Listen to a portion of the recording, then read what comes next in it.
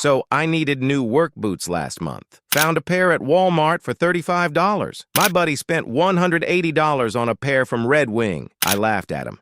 Dude, they're just boots. 6 months later, mine are falling apart. His look brand new. And I just bought my third pair. I've now spent $105 on boots that barely last, while he spent $180 once. I'm the idiot here. Look, we've been sold this idea that being frugal means buying the cheapest option, right? Save money where you can. But here's the thing.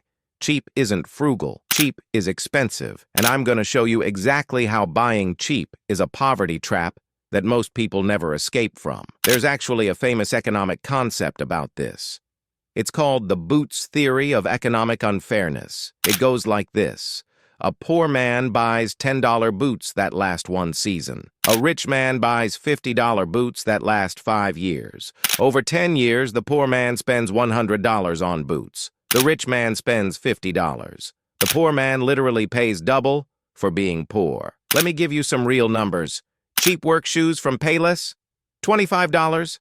Last about 4 months if you're on your feet all day. That's $75 a year. Quality work shoes, $120. Last 2 to 3 years. That's $40 to $60 a year. Over a decade, you're spending $750 on cheap shoes versus $400 to $600 on quality ones. Or here's another one. Cheap vacuum cleaner from Target, $60. Breaks in 18 months? A Dyson or Miele? $400. Last 10 to 15 years. Over 15 years, you'll buy 10 cheap vacuums for $600, or one quality vacuum for $400. But it's not just boots and vacuums. It's everything. Cheap tires that need replacing twice as often. Cheap furniture that falls apart and ends up in a landfill. Cheap electronics that break right after the warranty expires. Cheap kitchen knives that you have to replace every year. It all adds up to thousands of dollars. A study from the UK found that low-income households spend about 10% more on basic goods over time because they're forced to buy cheaper, lower-quality versions that need constant replacing. Now you might be thinking, okay, but I don't have $180 for boots right now. I can only afford the $35 ones. And that's exactly the trap. That's the poverty premium. You're stuck in a cycle where you can't afford quality, so you buy cheap, which costs more long-term, which keeps you from ever affording quality. It's like, imagine you're trying to fill a bucket with a hole in the bottom. You can keep pouring water in, or you can spend the time to patch the hole first. But if you're thirsty right now, you just keep pouring, even though you'll never actually fill it. And here's what most people don't realize. The cheap stuff costs you more than just money. It costs you time. Every time that cheap product breaks, you spend time shopping for a replacement, time dealing with returns, time being frustrated. Time is money, especially if you're hourly. Plus, there's the environmental cost. All that cheap stuff ending up in landfills. And the opportunity cost. Every dollar you waste replacing cheap garbage is a dollar you can't invest or save. Here's the really messed up part.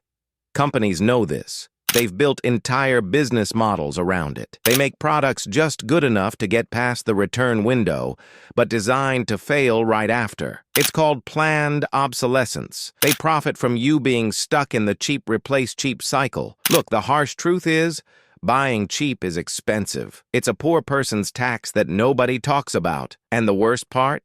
It keeps you poor. Because when you're constantly replacing cheap stuff, you never build up enough money to buy the quality stuff that would actually save you money. It's a trap. And recognizing it is the first step to escaping it. So here's what you do. Start thinking in cost per use instead of sticker price. Those $180 boots that last 5 years? That's 3.6 cents per day. Those $35 boots that last 6 months? That's 19 cents per day. The expensive option is actually 5 times cheaper. Make a list of things you buy repeatedly. Shoes, tools, kitchen stuff, whatever. Those are your targets. Save up and buy quality once instead of cheap 5 times. And here's the psychological shift you need to make.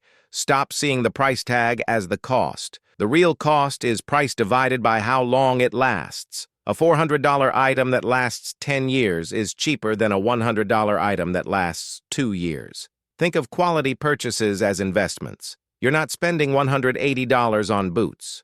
You're investing $180 to save $600 over the next decade. Now, I get it.